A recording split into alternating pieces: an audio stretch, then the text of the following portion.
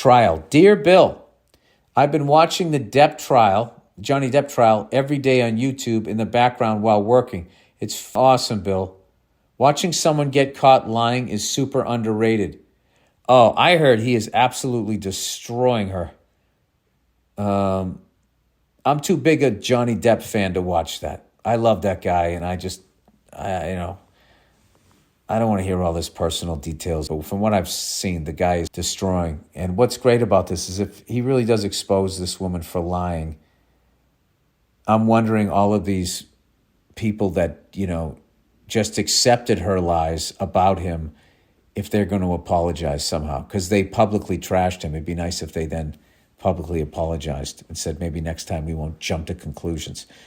Anyways, he goes, it's an awesome bill. Watching someone get caught lying is super underrated.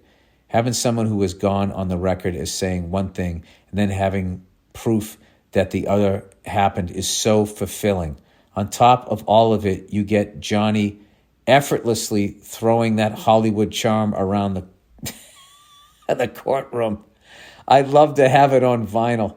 I got to be honest with you. My good buddy Paul Verzi's been watching it. He just keeps calling me up. He goes, are you watching this? He's like, Johnny is absolutely destroying her.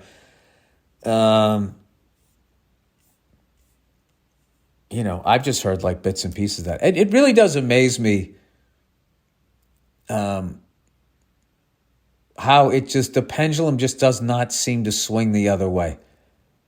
That all of these women's groups, that when they see a woman that lies like this, which really hurts their position, because there are women out there that are in a relationship that this woman evidently lied and claimed that she was in when she wasn't. And for someone to go out and lie about it hurts the people that are actually in it. So you'd think that they would cover this, and they would also talk about I remember a guy a long time ago told me, he said, if you're in a relationship with a woman, if she ever starts swinging on you, lock yourself in the bathroom. Lock yourself in the bathroom so, she won't hit you anymore. It doesn't escalate, and there's going to be no evidence of you at some point, because you're going to have to get her off you.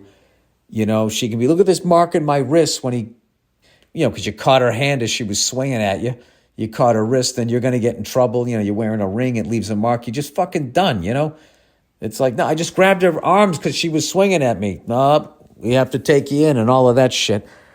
It just fascinates me that when there's just a clear example of something like this, that I think it really hurts feminism if they want more men to come along, that if they would actually trash someone like this publicly the way that they would go after a toxic guy. Because, I don't matter him going after a toxic guy. He's an asshole.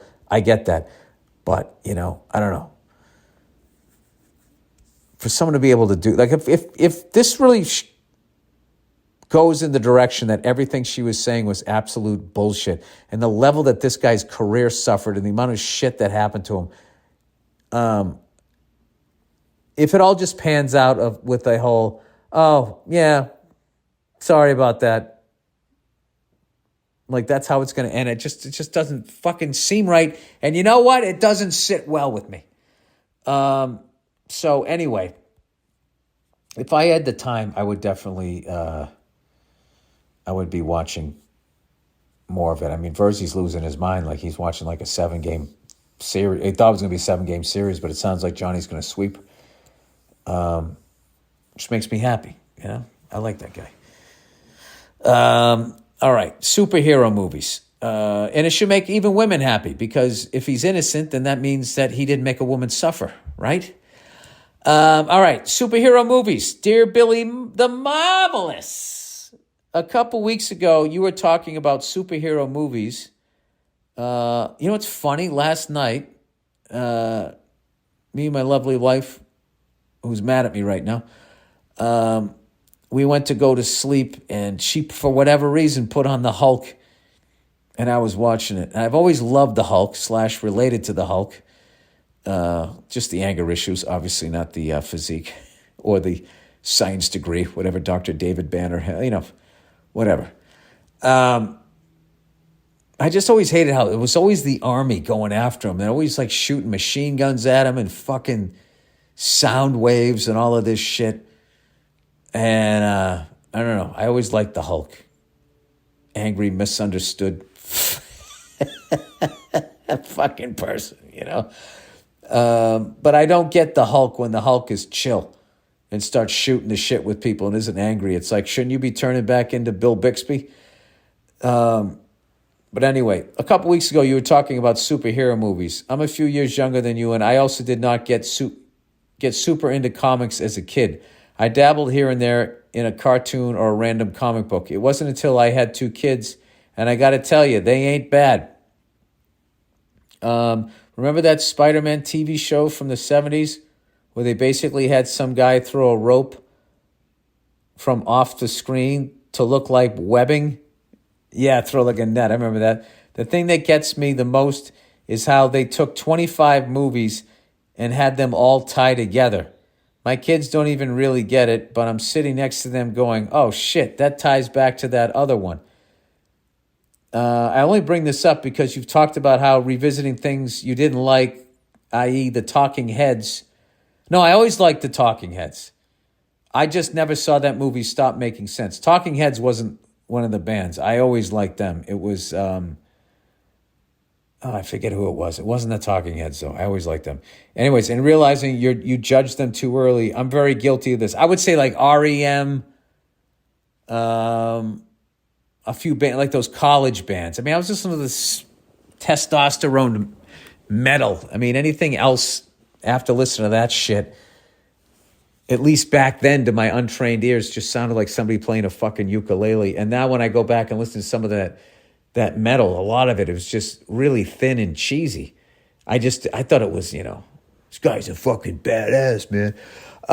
Anyway, you can't go wrong with Iron Man. I watched a few of the Iron Mans, Jon Favreau, Robert Downey Jr. Of course I'm going to watch that. And honestly, Guardians of the Galaxy is one of the best movies. It's like Kelly's Heroes in space, kind of. Give it a few years and you'll be coming on the podcast flipping out about them because your kid loves them. Also, watching these movies is easy on the back. I don't know what that means. It's not a lot of heavy lifting for your brain. Is that what you're saying? No, I'm not. I don't know. They're fucking loud as shit. The last one I went to Superman versus Batman. And I was sitting there like, I should have brought my earplugs. It was so fucking loud. And all they did was just beat the shit out of each other. There was like a fight. It was like a half hour long. And I just want to be like, can you two just fuck already? Nobody hates another guy this much. Like, what are you fighting? And I just don't buy that Superman would have that big a problem with Batman. That's never made sense to me. Batman is a vigilante. Okay? I don't know what sort of fucking, grip strength workout this guy does, but, he's pretty goddamn strong. And then you also got to say, for a rich kid, he did all right. Usually when you're born into wealth, there's real no sense of urgency unless you come from one of those psycho families that want you to continue building the wealth and you'll be written out of the will. Then your life sucks. You know those fucking families where you have to take fencing. It's just required because, every, fucking Griffith Vaughan III knows how to fence going, but we can trace it back to the medieval times. Those ones.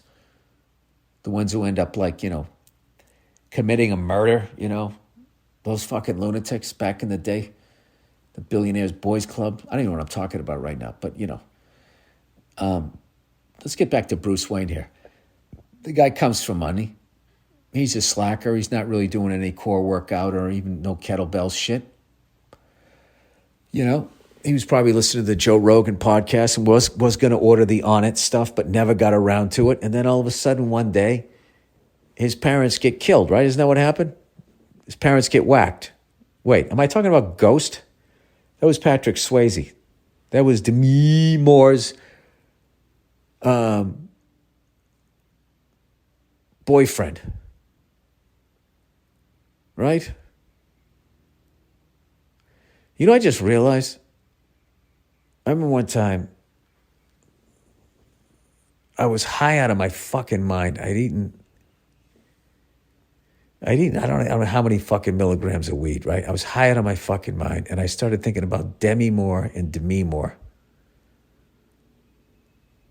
and how it was always Demi Moore, and then out of nowhere, it became Demi. And I just started cracking up laughing. Wait, this wasn't when this was an acting gig I had. Dude, I gotta get off these fucking cell phones. No, I wasn't high. I was improvising with the person. Somebody brought that up. Wait, is that a riff from the movie I think that may be a riff from the movie I'm editing. I gotta find that thing. I already edited that scene. Holy shit. All right, this has been a good podcast. I just remembered a joke that I wanted to throw into the fucking movie. All right, sorry, people. I'm sure I just fucking did a little somersault with the brain there. I apologize.